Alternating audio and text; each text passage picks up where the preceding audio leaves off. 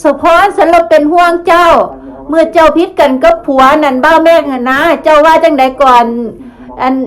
ศาสตร์นาเจ้าว่าจังไดก่อนเว้าไม่ว่ากันนะถ้าสร้างหน้ามีจริงขอให้เรา อย่าได้มีแฟนอีกเลยอย่าได้มีผัวอีกเลยอย่าได้มีคู่อีกเลยปาดมันป่านนั่นติสาวพรถึงขนาดก็ว่าเบื่อเลยแม่นบ่สิเฮ็ดจังได๋คันเว้นได้เกิดชาติหน้านี่สิเฮ็ดจังได๋ต่อไป